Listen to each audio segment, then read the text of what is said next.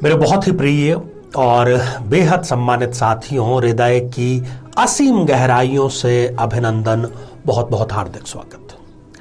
साथियों, इस पूरी श्रृंखला में हमने चर्चा की है प्रत्येक लग्न के बारे में कि कब यदि वो कुंडली ठीक से न मिलाए तो जो विवाह है वो टूटने की कगार पर आ जाता है, लगभग टूट ही जाता है यदि कोई उपाय समय रहते ना करे तो। यद्यपि हम हमारे प्रत्येक एपिसोड में एक कारगर, आसान और चमत्कारिक उपाय भी आपको बतला रहे हैं जिसका हजारों लोगों ने लाभ उठाया है। यदि आपका अपने लग्न से संबंधित एपिसोड या घर में कोई परेशान है, इसी परेशानी से देखने से रह गया है यदि एपिसोड, तो यहाँ आई बटन में हम उसका भी लिंक प्रोवाइड करा रहे हैं, वो जाकर के आप देख सकते हैं और अपने घर को आप बचा सकते हैं। आज इस एपिसोड में हम चर्चा करेंगे मीन लग्न की जन्म पत्रिका के बारे में, कुछ स्थिति के बारे में और कुछ उनकी विशेषताओं के बारे में, साथ ही आसान सा उपाय जानेंगे अपने विवाह को बचाने का। इस पर हम विस्तार से चर्चा करें इससे पहले एक आवश्यक सूचना कि हम हमारे प्रत्येक एपिसोड के अंत में किसी न किसी जातक के प्रश्न का उत्तर देते हैं और ये जो प्रश्न है ये हमें प्राप्त होते हैं आप लोगों के ही द्वारा YouTube कमेंट के माध्यम से। तो साथियों, जब भी आप अपना कमेंट लिखना चाहें उसके ठीक पहले आपको लिखना है #आचार्य चंद्रकांत और इसके बाद में आप अपना कमेंट लिखिए और साथ ही इसी एपिसोड से संबंधित एक आसान सा प्रश्न, ताकि आपके ज्योतिष ज्ञान को वर्धित किया जा सके, पूछा जाएगा, तो उसका सही उत्तर उस कमेंट में होना बेहद जरूरी है।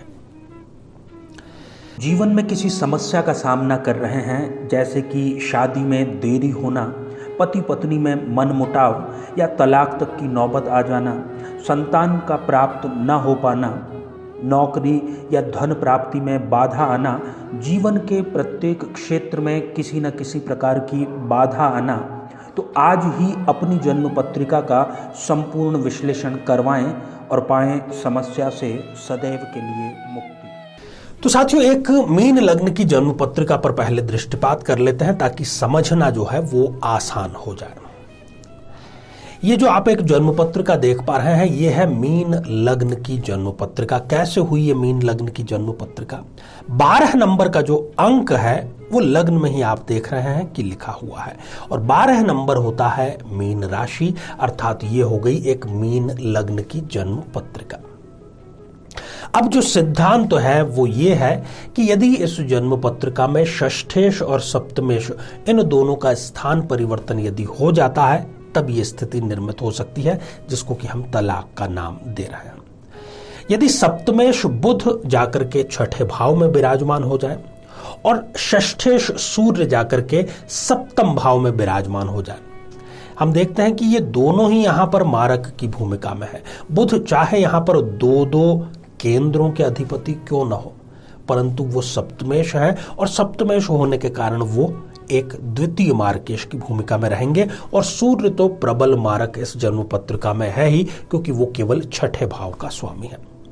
अब यदि ये स्थिति निर्मित होती है और इस पर से यदि इस जातक ने कुंडली मिलान करके विवाह संपन्न नहीं किया है, धन तो बहुत कमाएगा, यश भी बहुत मिलेगा, प्रतिष्ठा भी बहुत मिलेगी, परंतु प्रतिष्ठा और यश केवल बाहरी लोगों से मिलेगा, अपने जीवन साथी से बिल्कुल भी नहीं मिलेगा।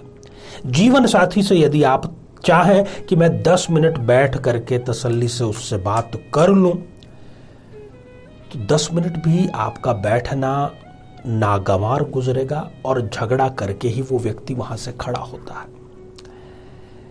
और एक दूसरे से क्रोध नहीं, जब क्रोध को लंबे समय तक संभाल के रखा जाता है तो वो बैर का रूप धारण कर लेता है। तो जीवन साथी से ये क्रोध से भी बढ़कर के बैर की स्थिति लेकर के आता है। सभी की बातें समझ में आ जाएगी, दुनिया के किसी भी व्यक्ति की, सड़क चलते व्यक्ति की बात आपके जीवन साथी को समझ में आ जाएगी, वो अप्लाई भी कर देगा, परंतु आपकी कही बात वो कभी भी नहीं मानेगा। ऐसा जो व्यक्ति है उसको अपने पिता से बहुत अधिक लगाव होता है।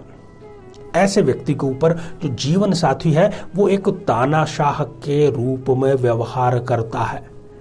ऐसे व्यक्ति को जब भी योग कारक दशा आती है तब भी वो भाग्य का कुछ भी बैठे बैठे लाभ नहीं उठा पाता, जितना प्रयत्न करेगा केवल उतना ही लाभ इनको मिल पाता है।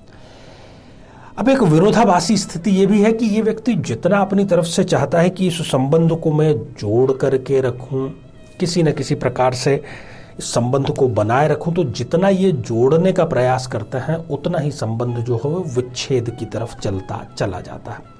ये सफलता अपने साहस के बल पर अर्जित करते हैं और जीवन को वैभवशाली ढंग से जीना पसंद करते हैं। साथियों, यदि जो वर्णित की गई स्थितियां आपके साथ में है और दुर्भाग्यवश यदि आपने भी कुंडली मिलान करके विवाह संपन्न नहीं किया है, केवल गुण मिलान करके संपन्न कर लिया है, तो आप अपनी शादी को अभी भी बचा सकते हैं। करना केवल इतना है कि किसी भी रविवार को, चाहे वो शुक्ल पक्ष का हो कृष्ण पक्ष का हो, रविवार को आप दोनों जो पति पत्नी हैं उनके वजन के बराबर गेहूं, दोनों के वजन के बराबर गेहूं जो है वो दान करिए किसी ऐसे स्थान पर जहां पर कि उसकी रोटी बना करके उसको खाया जा सके। चाहे वो कोई गुरुद्वारा हो, कोई अनाथ आश्रम हो, किसी प्रकार का विद्यालय हो, उसका खाया जाना अर्थात सेवन जो है उसका किया जाना बेहद जरूरी है, क्योंकि जो दान हम करते हैं उसका हमें प्रतिफल तभी मिलता है जब वो सुपात्र के द्वारा उपभोग में लाया जा सके। साथियों, इस चर्चा में आज हमने बुध और सूर्य की चर्चा की। यदि इन दोनों में से कोई भी ग्रह 0 डिग्री का या 28-29 जैसी अंतिम डिग्रियों का है, तब फिर ये बातें वहां पर फलीभूत नहीं हो पाएगी।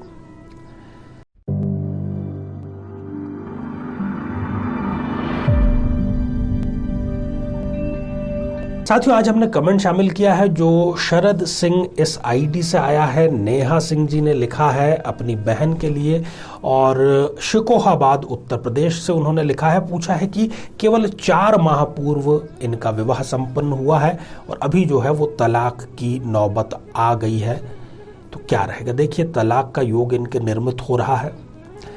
अगर जनवरी 2023 तक सब कुछ ठीक रहता है तो आगे स्थितियां गोचर के अनुसार इनके फेवर में आ जाएगी, संबंध बना रह सकता है।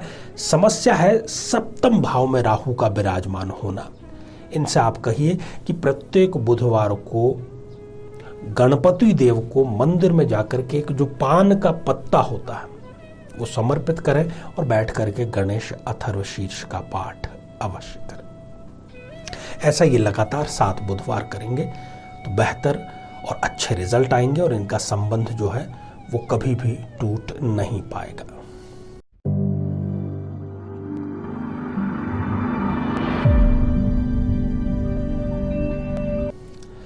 तो साथियों, अब आज का बेहद ही आसान सा प्रश्न। आज हमने मीन लग्न की चर्चा की, टूटती शादी को बचाने की चर्चा की। तो मीन लग्न में षष्ठेश कौन सा ग्रह होता है? साथियों, आप सभी स्वस्थ, समृद्ध और शांतिपूर्वक जीवन व्यतीत करें। नमस्कार।